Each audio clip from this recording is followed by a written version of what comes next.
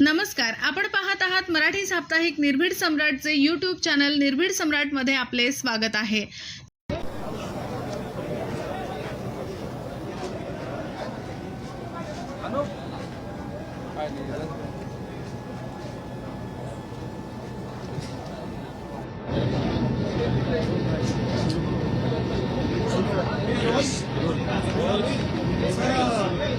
राज्यातील वनपट्टे धारकांसाठी तुम्ही मोठी घोषणा केली आहे। नेमकी काय घोषणा आहे, कशा प्रकारे किती लोकांना राज्यामध्ये 2 लाखाच्या वर असे आदिवासी भागातील वनपट्टेधारक आहेत, ज्यांची नोंद महसूलच्या 7/12 उतारावर आहे, पण अशी नोंद इतर अधिकारामध्ये आहे आणि मूळ मालक म्हणून महाराष्ट्र शासन उपने दाखवला आहे। त्यामुळे या 2 लाख कुटुंबांना केंद्र सरकार राज्य सरकारच्या योजनांचा लाभ होत नाही, पीक कर्ज मिळत नाही, अॅग्रीस्टॅक योजनेचे बेनिफिट मिळत नाही, नैसर्गिक आपत्तीचा नुकसान भरपाई मिळत नाही आणि बँकेचं कर्जही मिळत नाही, पीक कर्ज मिळत नाही। आदिवासी संघटनांनी आणि आदिवासी भागाच्या आमदारांनी मागच्या अनेक वर्षापासून मागणी केली होती की वनपट्टेधारकांना स्वतंत्र पद्धतीने 7/12 असावा। माननीय मुख्यमंत्री देवेंद्र फडणवीसजींनी माझ्या अध्यक्षतेखाली एक समिती तयार केली होती आणि मला सूचना दिल्या होत्या की आदिवासी पट्टेधारकांना त्यांना सर्व योजनांचा लाभ मिळाला पाहिजे, याकरता गाव नमुन्यामध्ये सुधारणा करा। आणि आता मला या गोष्टीचा अभिमान आहे की आदिवासी वनपट्टेधारकाकरता 7E आणि 12E तयार करण्यात आला। प्रत्येक वनपट्टेधारकांना आम्ही 7E आणि 12E नोंद करू। त्यामध्ये वनपट्टेधारकाची नोंद आल्यानंतर आता या 2 लाख कुटुंबांना सर्वच योजना लागू होणार आहे। या कुटुंबांना शेतीचं कर्ज मिळेल, केंद्र सरकारच्या राज्य सरकारच्या योजना मिळेल आणि त्यामुळे आदिवासी भागातील सर्व वनपट्टेधारकांना माझी विनंती आहे, आम्ही लवकरच त्याचा भूमी अभिलेख करणार आहोत, मोजणी करणार आहोत आणि आता एक मोठा अधिकार आता आदिवासी भागातील वनपट्टेधारकांना मिळणार। वनपट्टेधारकाकरता स्वतंत्र 7E आणि 12E तयार करण्यात आलेला आहे आणि हा निर्णय आदिवासींच्या कुटुंबांना अत्यंत सक्षम करणारा निर्णय आहे, त्यांना स्वामित्व देणारा निर्णय आहे आणि त्यामुळं आदिवासी शेतकरी कुटुंब हे सक्षमीकरणाकडे जाणार आहे। माननीय मुख्यमंत्री देवेंद्र फडणवीसजींचं सरकार, आमचं सरकार, या सरकारने आदिवासी भागातल्या जनतेला, शेतकऱ्यांना जो विश्वास दिला होता, आता वनपट्टेधारकांना 7E आणि 12E नमुना मिळाल्यामुळं आता हा संघर्ष संपणार आहे आणि एक मोठा फायदा राज्याच्या शेतकऱ्याला होणार आहे।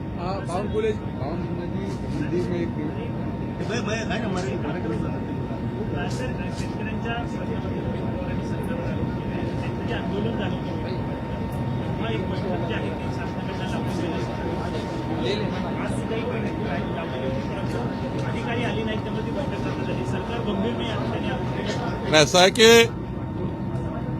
प्रत्येक कॅबिनेटमध्ये माननीय मुख्यमंत्री जो विषय रोहित पवारांनी मांडला त्याबद्दलचा आढावा घेत असतात, रेग्युलर विषय आहे।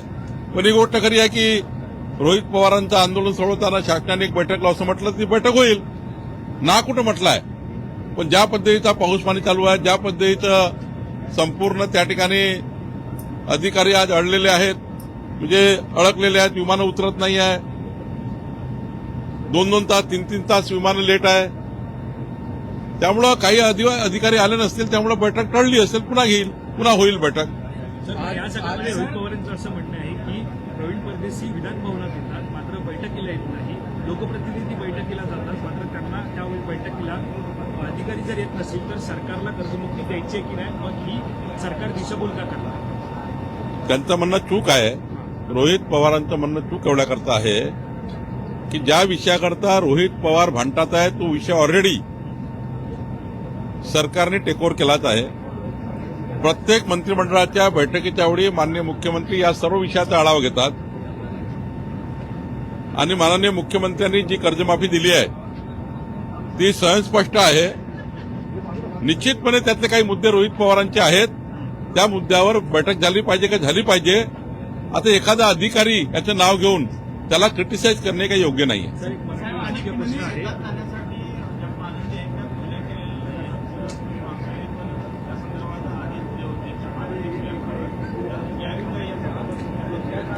राज्यातल्या शेतकऱ्यांना माझं आव्हान आहे की पानन रस्ते, वहिवाटीचे रस्ते एका एका गावामध्ये 30-30, 40-40, 10-10, 12-12, 5-5 रस्ते आहे. एक रस्ता नाही आहे. त्यामुळे आता योजना आली आहे. एका दिवसात काही संपूर्ण पानन रस्ते मोजणे होणार नाही. पण सरकारने हे भूमिका ठरवली आहे. त्याकरता आम्ही डॅशबोर्ड तयार केलेला आहे, वॉर रूम तयार करतो आहे आणि सर्व शेतकऱ्याचे पानन रस्ते मोकळे झाले पाहिजे. त्याचं सीमांकन झालं पाहिजे. शेतकऱ्याच्या पानन रस्त्याला क्रमांक दिले गेले पाहिजे आणि हे सर्व झाल्यानंतर या पानन रस्त्याच्या बांधकामाकरता निधी जसे 1,000 कोटी यावर्षी आम्ही दिले. आता हा निर्णय फार मोठा आहे, एका दिवशी संपणारा नाही आहे. त्यामुळे या 5 वर्षाच्या कार्यकाळामध्ये बऱ्यापैकी आमचं हे काम पूर्ण होईल. 100 वर्षापासून वाट पाहणारा शेतकरी आज या निर्णयामुळे पुढे जाणार आहे. शेवटी इतके पानन रस्ते मोकळे करायचे आहे, वहिवाटीचे वाद संपवायचे आहे, अतिक्रमणं काढायची आहेत, अतिक्रमण काढून दोन्ही बाजूला झाडं लावायची आहेत. त्यामुळे मोठा निर्णय आहे. त्यामुळे जसं जसं असं पुढे जाऊ. पण माननीय सर्व लोकप्रतिनिधीला पंचायत ते पार्लमेंटपर्यंत सर्व लोकप्रतिनिधीला माझी विनंती आहे की आपापल्या गावाच्या बैठका लावून सर्व आमचे भूमी अभिलेखचे अधिकारी घेऊन तहसीलदारांनी पानन रस्त्याच्या संपूर्ण विषयाकरता त्या त्या भागाच्या आमदाराच्या अध्यक्षतेखाली सर्व अधिकारी काम करणार आहे. आमदारांनाच अध्यक्ष केलाय. आमचा एडीओ प्रांत त्या ठिकाणी सचिव केलेला आहे. भूमी अभिलेखचे अधिकारी दिले आहे. त्यामुळे काम मोठं आहे, थोडा वेळ लागेल. पण सरकारची भूमिका स्पष्ट आहे की मुख्यमंत्री बळीराजा पानन रस्ते योजनेमध्ये शेतकऱ्यांना संपूर्ण रस्ते मोकळे झाले पाहिजे. शेतकऱ्यांची 4 चाकी गाडी शेतात गेली पाहिजे, याकरता आमची भूमिका आहे. सर, राजकीय प्रश्न एक आहे. डोंबिवलीमध्ये नगरसेवक शिवसेना शिंदे गटाचे त्यांच्याबरोबर महिलेला मारहाण होते आणि तो व्हिडिओ सध्या सोशल मीडियावरती व्हायरल होतोय. कारवाई महायुती सरकारकडून किंवा महायुतीकडून काय असणार? नाही, नक्कीच त्या ठिकाणी त्या महिलेने तक्रार दिली असेल तर ज्या तक्रारीत जे म्हटले गेलं आहे त्याप्रमाणे गुन्हे दाखल झालेच पाहिजे. भाजप असो की राष्ट्रवादी असो की शिवसेना असो, हा काही पक्षाचा प्रश्न नाही आहे. या घटनेमध्ये एखाद्या महिलेला मारहाण झाली असेल तर त्या मारहाणीच्या संदर्भात जी काही पोलीस तक्रार ज्या संदर्भाची असेल त्यावर योग्य कारवाई होईल. जिस तरीके से आदिवासियों को 2 लाख आदिवासियों को आपने उनकी जमीन देने का फैसला जो किया है, ये कितना बड़ा फैसला और काफी इसके लिए बहुत बड़ा लॉन्ग मार्च आया था मुंबई में और जिस तरीके से हंगामा हुआ था उसके बाद सरकार का फैसला. देखिए, हमारे एनडी गावित जी है, जेपी गावित जी है और किसानों ने, आदिवासी परिवारों ने बहुत बार मोर्चे लाए. आदिवासी क्षेत्र में काम करने वाले विधायक, इन्होंने भी बहुत बार विधिमंडल में कहा, लेकिन ये निर्णय नहीं हो पा रहा था. लेकिन देवेंद्र फडणवीस जी की सरकार, हमारी सरकार ने निर्णय लिया है. ये बहुत ऐतिहासिक निर्णय है कि आज जिनको हम फॉरेस्ट के जमीन के जो पट्टे देते हैं, आज के रूल में क्या है, कायदे में क्या है, ये जो हम पट्टे वाटप करते हैं आदिवासी किसानों को, हमारे 7/12 जो एनटी है इसमें इतर अधिकार में वो उसका रजिस्ट्रेशन किया जाता है, उनको लिया जाता है. लेकिन मूलतः जो मुख्य नाम शासन का होने की वजह से, फॉरेस्ट का होने की वजह से इन आदिवासी परिवारों को एग्री स्टैक का, क्रॉप लोन का, कोई भी एग्रीकल्चर की स्कीम हो, ये जो ओला गिरते उसकी नुकसान भरपाई हो, कुछ मिलता नहीं है। तो माननीय मुख्यमंत्री देवेंद्र फडणवीस जी ने मेरे अध्यक्षता में समिति बनाई थी और इस समिति ने निर्णय लिया है और आज मैंने विधिमंडल में ये घोषणा की है और शासन निर्णय जाहिर किया है। अब जितना भी आदिवासी पट्टेधारक है इनको सबको 7E और 12E मिलेगा। 7E और 12E में जब उनका 7E में नाम आएगा अलग से हर वन पट्टेदार का एक नाम आएगा और 12E में उनका क्रॉप आएगा। क्या क्रॉप लेते हो? 7E में नाम आएगा, 12E में क्रॉप आएगा। इससे क्या होगा कि डायरेक्टली स्वामित्व योजना, मोदी जी की सारी योजनाएं, किसानों की जो मोदी जी ने 6,000 रूपये दिए किसान सम्मान योजना वो मिलेगी, क्रॉप लोन मिलेगा, एग्री स्टॉक के पूरे फायदे मिलेंगे, ये सारा उनको मिलेगा। और 2 लाख परिवार, आदिवासी परिवार जो जूझ रहे थे उनको एक बड़ा न्याय से मिलेगा। आज से ही शासन निर्णय इशू कर दिया गया है और ये निर्णय का तुरंत हमारे सारे तलाठी है, हमारे सारे वहां लोकल ऑफिसर्स है, रेवेन्यू ऑफिसर्स है, ये फटाफट इसका फॉरेस्ट के जो पट्टे हैं इसकी 7E और 12E बनाएंगे और आदिवासी परिवारों का एक बहुत बड़ा एक जो रुका हुआ एक उनके जीवन की समृद्धि के ऊपर लेके जाने वाला निर्णय वो सरकार ने लिया है। मालूम जी, मुंबई महानगरपालिका हो, देश की बड़ी महानगरपालिका है, पुणे है, पिछली चिंचवड, ठाणे है, हर जगह पर पेड़ गिरने की घटनाएं लगातार हो रही है। उसकी जांच चाहिए। आखिरकार जिम्मेदार किसे ठहराएंगे? मैं जिम्मेदार के बजाय एक बार फॉरेस्ट का ऑडिट होना चाहिए। कोई झाड़ की एक उम्र होती है और वो झाड़ की उम्र के साथ साथ फॉरेस्ट ने ऐसे झाड़ों को निकालने के लिए परमिशन लेकर ये स्टेट वाइज एक मुहिम करनी पड़ेगी और स्टेट वाइड मुहिम करके इसको पूरी तरह से निष्कासित करना पड़ेगा। जो झाड़ गिर रहे हैं या नीचे से सूख गए हैं, कल वो गिरने वाला ही है, तो आने वाले दिनों में एक ऑडिट करना चाहिए सारे जो रास्ते के पेड़ों का, कम से कम रास्ते के पेड़ों का ऑडिट होना चाहिए। तो निश्चित रूप से मैं फॉरेस्ट मिनिस्टर हम बैठेंगे, क्योंकि कोई भी झाड़ निकालना है, तोड़ना है तो फॉरेस्ट की परमिशन चाहिए।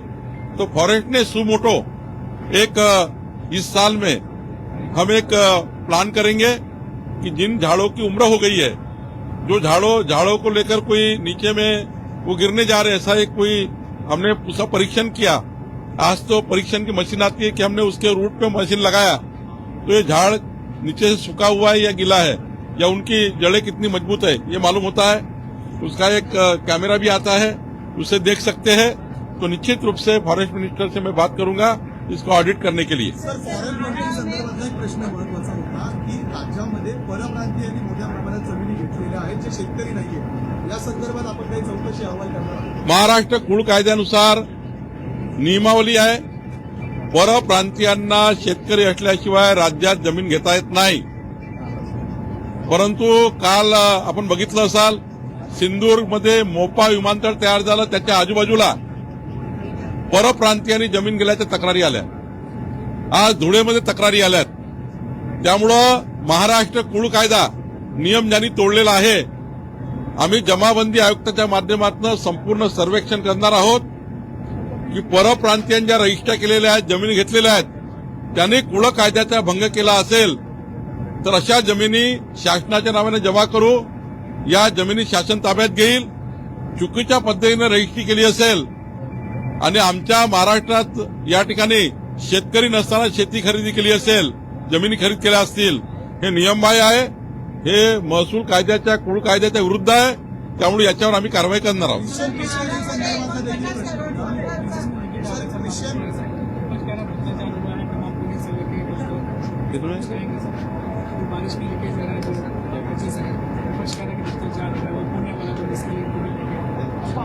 मैंने कल ही कहा इसके बारे में। सर, केडीएमसी में लेकर किस तरीके से देखिए, मैंने अभी कहा है कि केडीएमसी हो या महाराष्ट्र में कहीं भी हो, अगर किसी महिला को मारपीट होती है, वो मेरी बहन ने कोई तकरार दी होगी, उसकी तकरार का संदर्भ क्या है, किस प्रकार से उनका वो कंप्लेंट में क्या क्या उन्होंने कहा है, उसके आधार पर पार्टी कोई भी हो, राष्ट्रवादी हो, शिवसेना हो, बीजेपी हो, कोई भी कार्यकर्ता ने किसी महिला को नहीं मारना चाहिए। उसका एक संस्कार है अपने संस्कृति भारत के। और मारपीट होती है तो कायदा है, कायदे से कार्रवाई होगी। सर, माड़ा में 50 करोड़ का घोटाला हुआ है, राजस्व घोटाला हुआ है माड़ा में। ऐसे में काफी चर्चा चल रही है, आप क्या बताएंगे सर? माळाचा विषय आज मला नाही, मला तो अभ्यास करून बोलावं लागेल। जयंत पाटील तुम्ही सुट्टी करताय, जितेंद्र आव्हाड पण म्हणताय की तुम्ही पारदर्शक काम करता, तुम्ही शिस्त लावली ती वाखाणण्या योग्य आहे। ही भविष्यातल्या युतीची नांदी असं म्हणावं की खरंच तुमच्या कामावर तुम्ही खुश आहे। शरद पवार गट एनडीए सोबत येण्याची ही नांदी म्हणता येईल? नाही, असं नाही आहे।